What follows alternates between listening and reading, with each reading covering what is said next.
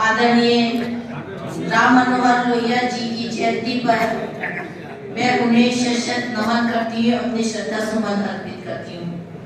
वो राजनीतिक योद्धा थे और स्वतंत्रता सेनानी थे और हमेशा गरीब मजलूमों की लड़ाई को उन्होंने लड़ा।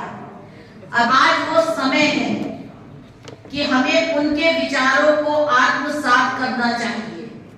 आज हमारी जो लड़ाई है ऐसे लोगों से है जो कूटनीति की चाल चलते हैं।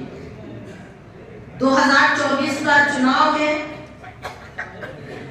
इसमें लोहिया जी के विचारों के साथ हमको चुनावी मैदान में उतरना है और हर एक जाति, हर एक वर्ग को गले से लगाना है और उन्हें समाजवादी पार्टी की नीतियों और रीतियों से अवगत कराना है। समाजवादी पार्टी में जो कार्य किए गए थे जब वो सत्ता में थी, उन सारी चीजों से जनता को अवगत कराना है।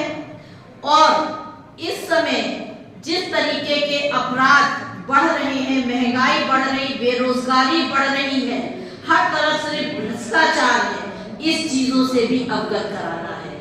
हमारी लड़ाई एक बहुत ही झूठ और फरेबधारी लोगों से है। मैं सिर्फ आप सबसे विनम्र निवेदन करती हूँ कि बहुत कम समय रह गया है।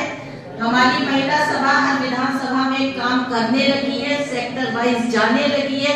आप सबसे भी मेरी विनती यही है कि आप लोग भी हर जगह गांव-गांव पहुंच के माननीय डिम्पल यादव जी को अधिक से अधिक वोटों से विजयी बनाए। इसके साथ साथ इस जिले से बाहर भी जो आपके संपर्क हो, उस जगह भी संपर्क करिए। हर जगह से समाजवादी पार्टी को निकलना बहुत आवश्यक है।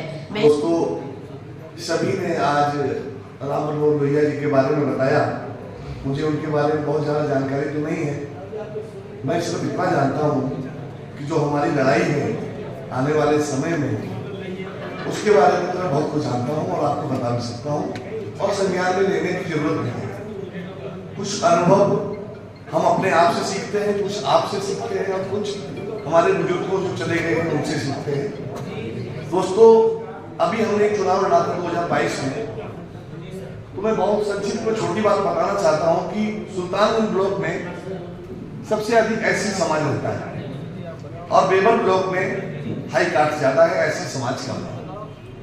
तो हमारे साथ के जो लोग थे वो ये कहते थे कि सुल्तानगंज ब्लॉक तो मैं किसी कीमत पे नहीं हारूंगा और बेबर ब्लॉक आप संभाल लेना।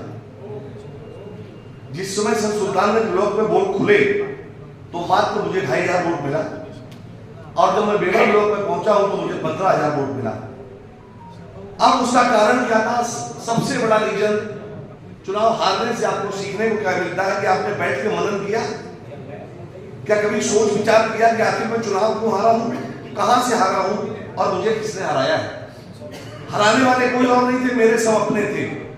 क्षत्रिय समाज के अलावा कोई भी व्यक्ति मुझे हराने में नहीं लगा हुआ था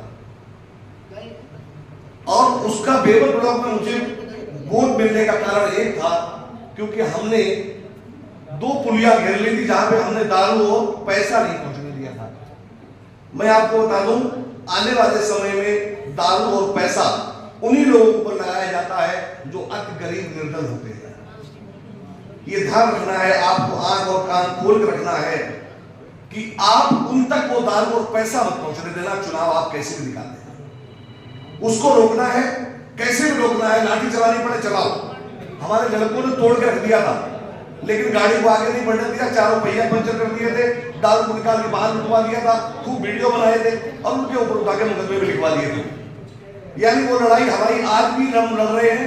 अभी उन्हें बदला लेने का मौका मिला, उन्होंने 19 लोगों के ऊपर हमारे यहाँ हर जन एक का मुकदमा लगवा दिया हमारे लड़कों के ऊपर। हमने उन लड़कों की जमानत करा ली, सब बाहर है, उसकी कोई दिक्कत नहीं है। ऐसे तो लड़ाई हम लड़ते ही रहेंगे और ये सब चीजें चलती रहेंगी, बस डरना नहीं है।